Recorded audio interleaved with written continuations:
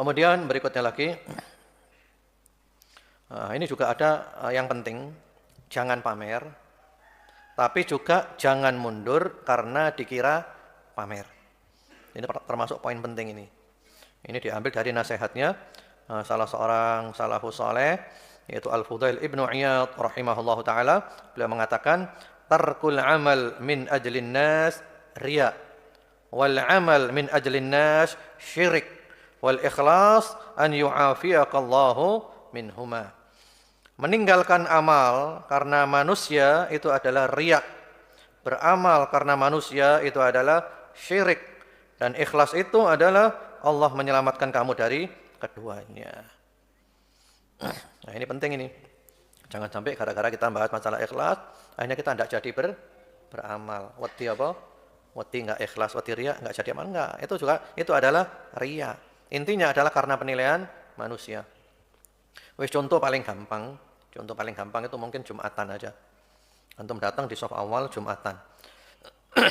Kan Jumatan itu sunnah sholat terus kan, sampai khotib naik mimbar atau menjelang khotib naik mimbar. Nah, ketika sholat ini, dia mau sholat. Ini orang sudah banyak. Waduh, akeh wong rek, gak enak aku. Akhirnya tidak jadi sholat. Itu namanya apa? Riya. Karena kamu meninggalkan sholat gara-gara manusia. Sebaliknya, dia lihat, wah mumpung wonge akeh, tak sholat aku. Ini apa? Syirik. Yang benar bagaimana? Yang benar kamu tetap sholat, ikut Nabi, tidak sibuk dengan penilaiannya manusia. Orang mau lihat saya, tidak lihat saya, tidak saya pikirkan. Yang penting saya tetap sholat.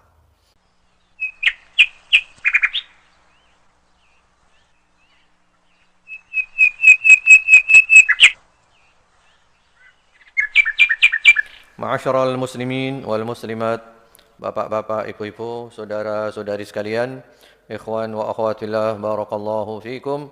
Alhamdulillah, kita bersyukur kepada Allah, hari ini Allah masih memberikan kehidupan, keimanan, kesehatan dan kesempatan. Allah mampukan kita untuk bangun salat subuh berjamaah di masjid, dan Allah mudahkan untuk duduk di rumahnya menghadiri majlis ta'lim sampai syuruk nanti, dan kita tutup dengan salat 2 rakaat, salatu sunnatil isyraqah. Allah mencatat untuk kita semuanya ganjaran seperti haji dan umrah yang sempurna, sempurna dan sempurna. Dan dengan barakah majlis ini pula di rumah Allah ini, Allah ampuni dosa-dosa kita, Allah maafkan kesalahan kita, Allah terima taubat kita, Allah berikan ilmu yang bermanfaat, rezeki yang baik, yang halal, yang barakah, yang banyak, dan Allah kabulkan semua aktivitas kita. Allah berikan sehat walafiat, istiqamah sampai husnul khatimah. Allahumma amin. InsyaAllah kita lanjut madrasah juz amma, dan yang lalu kita masih berada di surat Al-Ma'un, dan kita terakhir membahas tentang fawailul lil musallin alladzina hum an salatihim sahun. Insyaallah hari ini kita tuntaskan dan kita dengarkan dulu murattal dari surat Al-Ma'un. Tafadhal. Yang terakhir, fawailul lil musallin alladzina hum an salatihim sahun. Celakalah orang-orang yang salat, yang lalai dari salatnya. Kemarin sudah kita bahas panjang lebar tentang lalai dari salatnya. InsyaAllah hari ini kita akan masuk alladzina hum yura'un, yaitu mereka itu riya. Riya itu beramal untuk dilihat orang lain dan untuk dipuji orang lain. Ada baiknya kalau kita perluas pembahasan tentang ilmu ikhlas. Ikhlas adalah amalan yang luar biasa, yang dahsyat, dan semoga Allah menjadikan kita semua termasuk orang-orang yang ikhlas. Kita sering bahas masalah ikhlas, dan insyaAllah hari ini kita bahas lagi tentang masalah ikhlas. Ikhlas itu apa sih? Definisi ikhlas itu apa?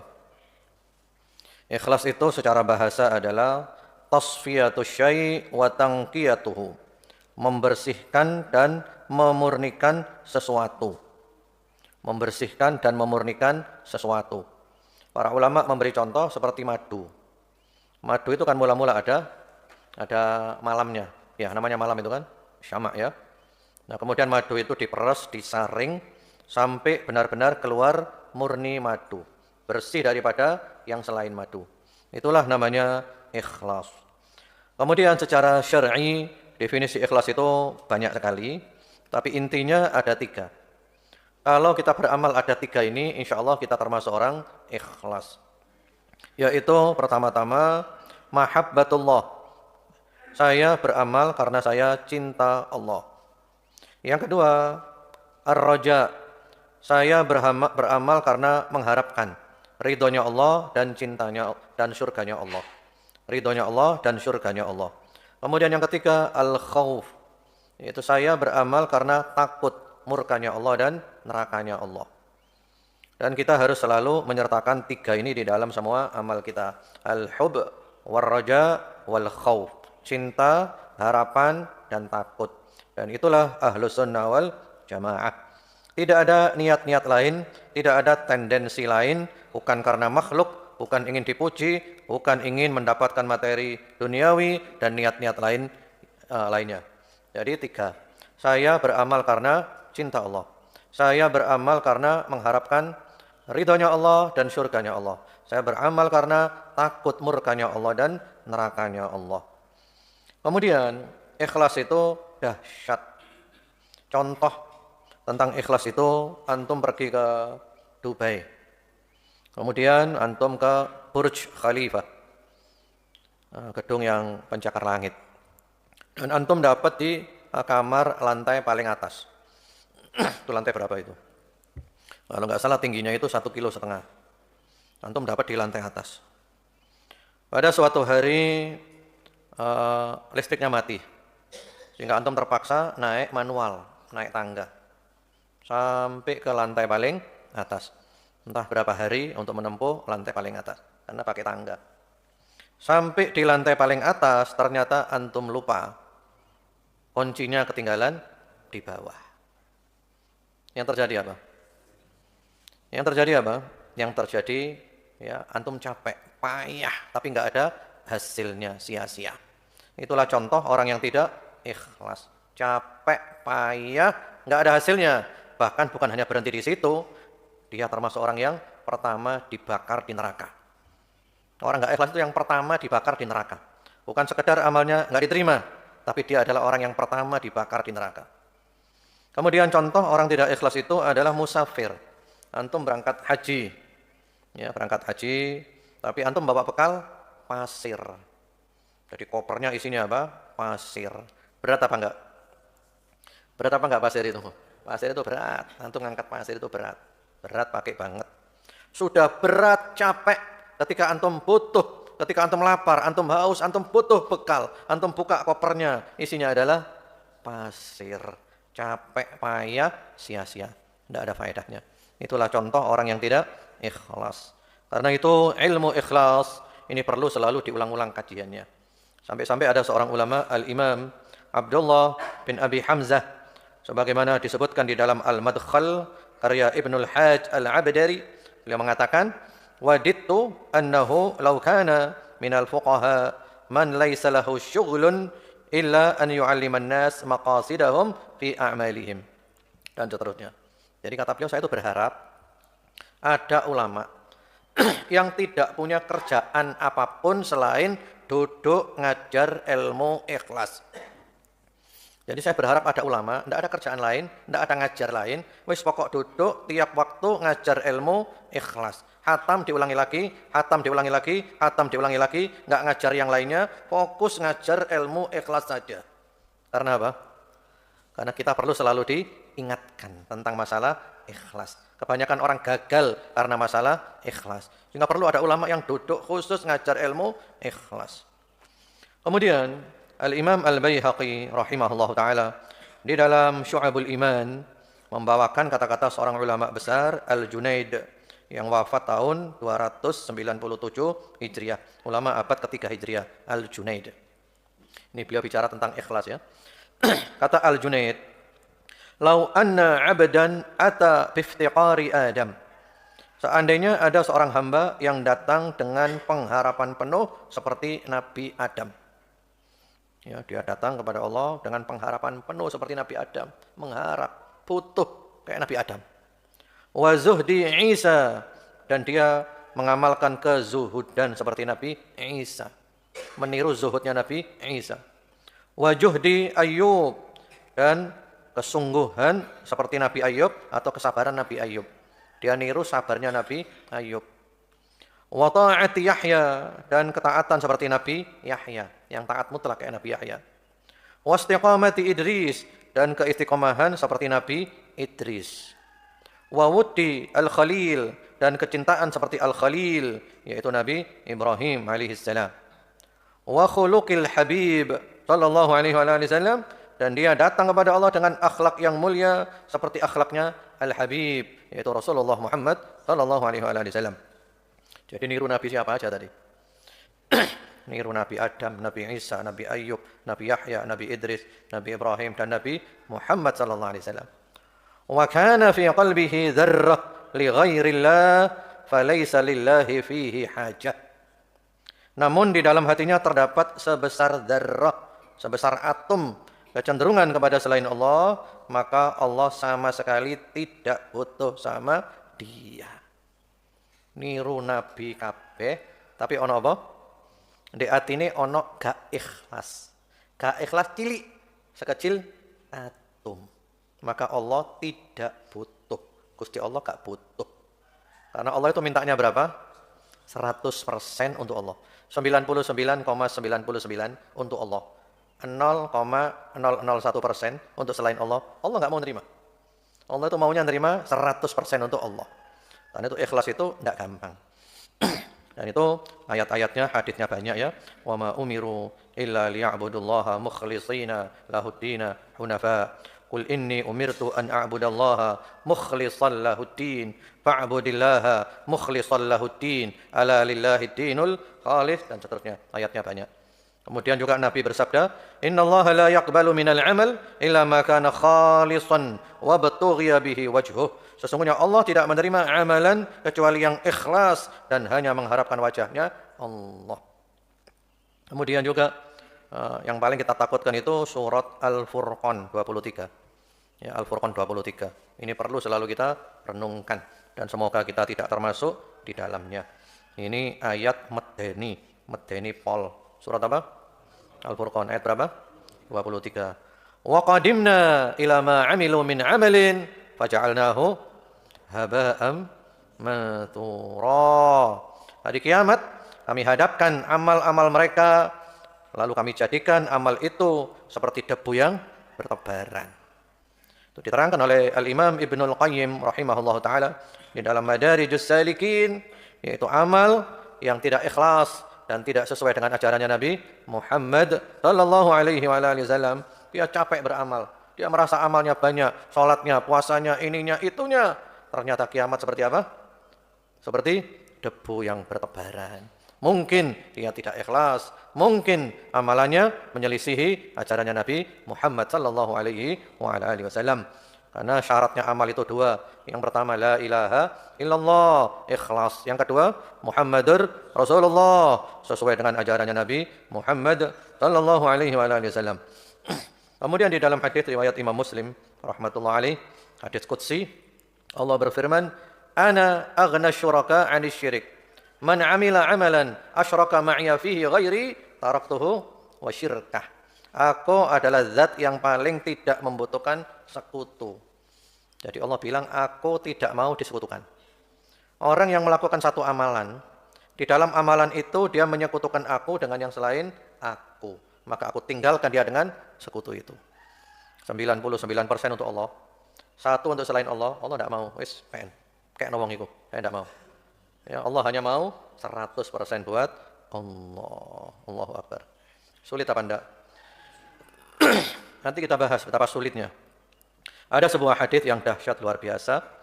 Sayyidina Muawiyah radhiyallahu taala anhu ketika dengar hadis ini beliau pingsan. Syekh Muhammad Nasiruddin Al-Albani rahimahullahu taala kalau membaca hadis ini beliau nangis. Yaitu tentang awwalu khalqillah tusa'aru bihimun nar yaumal qiyamah. Ada 3 golongan, yang pertama dibakar di neraka. Siapa mereka itu? Yang pertama-tama adalah orang yang ya, orang yang berjuang di jalan Allah. Dia berangkat ke medan perang, dia jihad dan dia mati syahid. Hari kiamat dia dipanggil, amalmu apa? Ya, dia bilang, qataltu fi sabilika hatta istushhid. Aku berperang di jalanmu ya Allah sampai aku mati syahid. Lalu dijawab, kadzabta walakinnaka qatalta liqal annaka jari wa qad qil. Kamu bohong, kamu dulu perang supaya kamu dapat apa? Dapat gelar. Ini loh orang yang pemberani. Ini loh pahlawan. Dan kamu sudah dapat gelar itu, sekarang kamu enggak dapat apa-apa, ditelungkupkan, diseret, dilempar ke neraka. Coba renungkan ini. Renungkan ini renungan dahsyat ini. Ini orang siap masuk neraka. Yang penting apa? Dipuji orang. Kan kalau perang itu kan resikonya apa? Mati kan? Nah itu dia tuh siap mlebu neraka ngono lho. Yang penting dilem wong. Wis gak apa-apa mlebu neraka, yang penting dilem wong. Allahu Akbar. Ya, dia siap masuk neraka demi apa?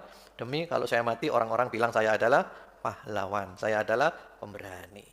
Yang kedua adalah orang yang alim, yang mengajarkan ilmu, atau orang yang qari, yang membaca Al-Quran. Hari kiamat dia dipanggil, apa amalmu?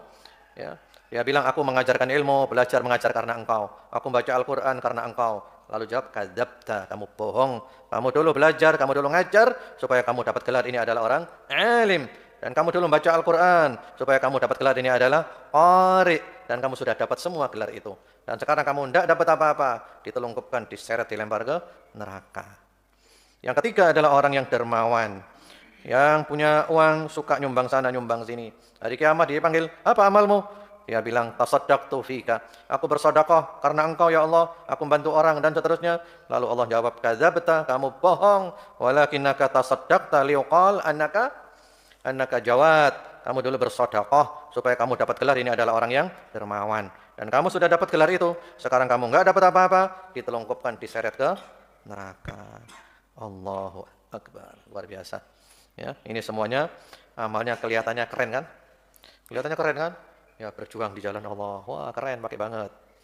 Dia ngajar, dia belajar ke majelis ta'lim. Wah, keren, pakai banget, gitu kan? Wah, baca Quran, suaranya bagus, qiraahnya hebat. Wah, keren, pakai banget. Tapi niatnya salah. Niatnya salah. Tujuannya adalah pamer, tujuannya adalah mencari pengakuan, tujuannya adalah ingin dilihat hebat di mata manusia. Maka ini adalah termasuk orang yang pertama dibakar di neraka.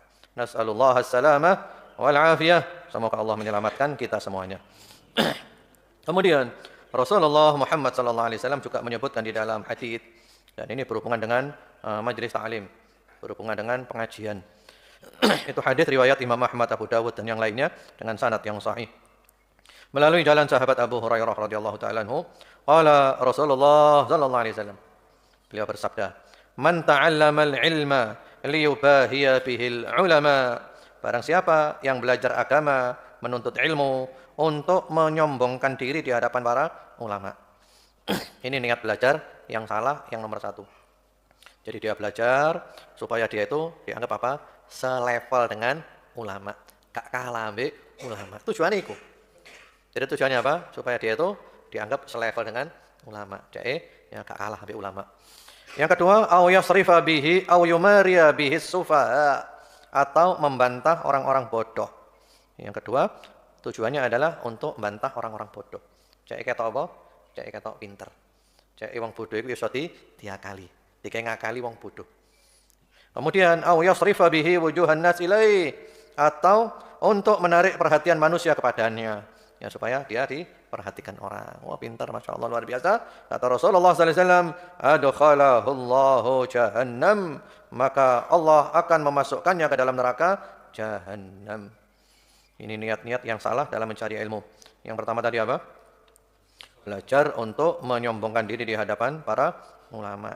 Jadi supaya kelihatan pintar, kelihatan hebat, kelihatan selevel dengan ulama. Ya. Kemudian yang kedua adalah belajar untuk membantah orang bodoh, untuk berdebat, untuk ngakali orang-orang yang tidak ngerti. Kemudian yang ketiga, belajar untuk menarik perhatian manusia, yaitu untuk mencari popularitas. Apalagi sekarang dengan adanya medsos. Ya. Mudah-mudahan Allah jaga kita, Allah lindungi kita. Jadi belajar ini bukan untuk cari gengsi.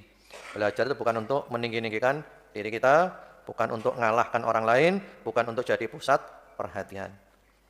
Kemudian di antaranya pula yaitu riya ini bukan hanya urusan akhirat loh, ada riya urusan dunia. Kan selama ini kita mengenal riya itu dalam urusan akhirat saja kan. Alladzina hum yura'un, ada juga riya dalam urusan dunia. Contohnya apa? Riya dalam urusan dunia itu yaitu dia melakukan hal-hal duniawi untuk mencari pencitraan. Mencari pencitraan supaya dikagumi, supaya dihormati, supaya dianggap wow oleh orang lain. Ya, dia cari apa? Cari pencitraan. Contohnya apa? Riya dunia. Ini penting loh ya, ini jarang dibahas. Kita selama ini hanya bahas riya urusan agama. Riya urusan dunia juga ada. Contohnya adalah orang punya rumah mewah, lalu rumahnya dipamerkan. Atau dia beli mobil yang mahal, mobilnya dipamerkan supaya kelihatan sukses. Ini riya ini. Ya. Atau istilahnya sekarang itu apa? Flexing ya. Ya namanya flexing ya. Jadi memamerkan. Kan gitu sekarang kan. Misalnya apa? Lek riyoyo itu harus ganti motor. Ben riyoyo. Setiap mudik ganti mobil baru. Tujuannya apa? Tujuannya apa? Ya, untuk pamer seakan-akan dia itu orang ikhlas. Sehingga setiap mau mudik itu ganti mobil dulu. Bahkan kadang ganti duit terpaksa rental. Cari dewe mobilnya sendiri. Allahu Akbar. Ini namanya riya. Intinya adalah dia itu masih ingin diperhatikan oleh orang. Kemudian juga termasuk memberi fakir miskin, kemudian difoto, lalu di-upload. Jadi memang tujuannya seperti itu. Atau juga yang sering terjadi riya urusan dunia itu pakai pakaian-pakaian mahal, pakaian yang branded, yang punya merek, atau bahkan sarung. Ada enggak orang pamer sarung? Ada enggak orang pamer sarung? Orang itu kalau beli sarung mahal, BHS, itu kalau enggak dipamerkan eman. Iya rek, piro rek 5 juta, 10 juta, gak dipamer ya kok saro. Sehingga kalau beli sarung mahal dipamer, dipamer merek kayak ini. Itu riya itu. Riya apa enggak? Riya itu. Coba kon tuku sarung sing larang, mereknya aja ditutupno. Gelem mbak kon? Waduh ya emang ya tuku larang aja. Iya. Itu yang membuat saya sekarang kalau sarung itu jangan ditambahkan mereknya. Cek wong gak ero iki larang apa murah gak ero. Itu riya loh, itu enggak boleh itu. Atau juga kalau orang perempuan pakai apa? Kerudung harganya berapa? 10 juta. Kemudian berikutnya lagi, itu riya apa enggak itu? Itu ini juga ada yang penting. Jadi pakai pakaian-pakaian branded dan memang tujuannya supaya jangan mundur karena dikira pamer. Bukan enggak boleh, boleh. Termasuk kalau memang kamu merasa nyaman dengan pakaian itu dan kamu kelasnya kelas itu boleh. Tapi bukan untuk dipamerkan. Itu Al-Fudail Ibnu Iyad. Namun biasanya identik dengan dipamerkan. Tarkul amal min ajlin nas yang tahu ya rugi aku. Wal amal min ajlin nas syirik. Bukan karena faktor wal ikhlas an yu'afiyaqallahu. Atau juga termasuk riya dalam urusan dunia. Meninggalkan amal karena manusia itu adalah riya. Kelihatan apa? Beramal karena manusia itu adalah syirik. Dan ikhlas itu adalah Allah menyelamatkan orang kalau ngomong bahasa tinggi ya. Kedua, pengajian di sini kan ini orang-orang umum ngomong tutur. Ini penting ini. Oh, asimilasi, desimilasi, demokrasi, terasi. Ini kita tidak jadi sing hadir ngeluh kabeh. Oh, ini biar kelihatan keren. Enggak jadi apa kan ini adalah kampus itu adalah riya. Intinya semua yang hadir itu mumet semuanya. Saya enggak paham ngomong. Contoh paling gampang. Itu namanya riya. Contoh paling gampang itu karena kita itu kalau ceramah harus sesuai dengan akalnya orang yang kita aja bicara. Kalau bahasanya Allah itu bilisan itu sunnah, salat terus bahasa sampai khotib naik. Bahkan dia sengaja belajar kata-kata itu dikai ceramah. Cek kata apa? Ketika salat ini keren. Dia mau salat. Ini orang semuanya adalah ya termasuk riya dalam urusan dunia itu adalah jadi dia baik banget sama namanya apa? Riya. Jadi baik sama bosnya. Kamu meninggalkan salat gara-gara adalah untuk apa? Sebaliknya, dia lihat, wah, mumpung wengi dalam urusan tak sholat dunia. Ini apa? Dan seterusnya syirik. Jadi ini yang benar bagaimana? Yang benar kamu bukan mencari ridhonya Allah, tapi mencari sibuk dengan penilaiannya manusia. Orang mau lihat saya, enggak lihat saya, enggak saya pikirkan. Yang penting saya tetap penilaian manusia. Bukan sibuk dengan kecuali kata para ulama, lama-lama akan boleh menunda amal harusnya. Kalau takut, ya kalau takut ya dalam ibadah amalnya bisa ditunda sendiri ya. Banyak sudah sering ini sudah dibahas. Ini kok didelok wong, aku khawatir gak ikhlas aku. Saya khawatir apa? Mengharapkan penilaian manusia. Wis tak pending dulu. Kalau uang mari ngono, nah saya baru sedekah. Kali ini boleh ini. Bahkan itu dianjurkan untuk menata hati dulu. Jadi amalnya ditunda dulu untuk menata apa? Menata hati. Itu boleh. Kalau ditinggalkan tidak jadi beramal, nah itu yang enggak boleh. Al-Imam Nawawi rahimahullahu taala menjelaskan, ya kalau seseorang itu sudah niat ibadah, kemudian dia batalkan karena takut dilihat orang, maka termasuk riya. Kemudian kalau dia itu meninggalkan amal itu diam-diam untuk menjaga hati, Setelah hatinya sudah dia merasa ikhlas, lalu dia lakukan, itu tidak apa-apa, itu adalah bagus. Jadi bukan tidak jadi beramal, tapi dia itu menunda untuk menata hati dulu. Baik. Kemudian berikutnya lagi, nah, ikhlas ini memang beratnya pol. Mungkin antum ada yang bilang, waduh, wangil ikhlas itu. Iya, memang ulama sealam semesta dari dulu sampai sekarang sepakat, nggak ada khilafiyah, bahwa ikhlas itu adalah sulitnya bukan main. Ya terus gimana Ustadz? Ya sudah, kita berusaha saja. Kita berusaha, berupaya sungguh-sungguh, dan Allah Maha tahu isi hati kita, dan mudah-mudahan Allah memaafkan kekurangan-kekurangan kita. Yang penting ada usaha, yang penting ada upaya. Sufyan Ats-Tsauri rahimahullahu taala mengatakan, "Ma'alajtu syai'an ashadda 'alayya min niyyati, innaha taqallab 'alayya." Aku tidak pernah mengalami sesuatu yang lebih berat daripada menjaga niatku, karena niat itu selalu berubah-ubah. Jadi kata Sufyan Ats-Tsauri, aku tidak pernah melakukan satu amalan pun yang lebih sulit daripada menjaga niat, menjaga keikhlasan. Soalnya hati itu berbolak-balik. Ya, sak detik ngini, detikan.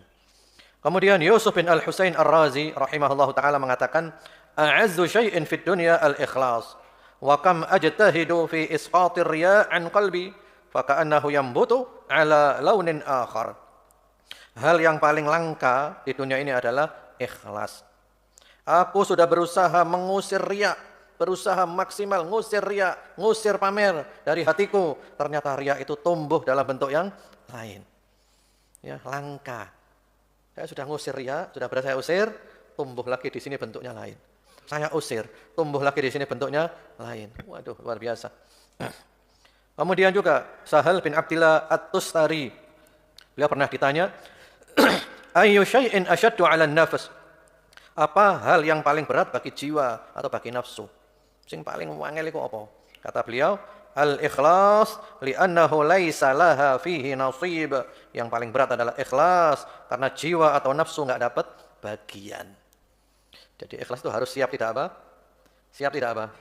Siap tidak mendapat bagian. Siap tidak dilihat orang. Siap tidak dianggap orang. Wis siap untuk enggak dapat apa-apa. Angel apa enggak? Ya, itu luar biasa itu. Sampai-sampai ada seorang ulama, yaitu disebutkan oleh Imam An-Nawawi di dalam kitabnya Bustanul Arifin, yaitu Abu Yazid Al-Bustami. Abu Yazid Al-Bustami ya. Beliau itu melakukan mujahadah. Mujahadah itu melatih jiwanya untuk ikhlas. Berapa tahun mujahadahnya? Antum tahu berapa tahun dia mujahadah? Mujahadah latihan keras untuk memperbaiki hati. Itu kalau kita total ya. Yang pertama-tama 12 tahun. Ditambah lagi 5 tahun. Ditambah lagi 1 tahun. Ditambah lagi 12 tahun. Ditambah lagi 5 tahun.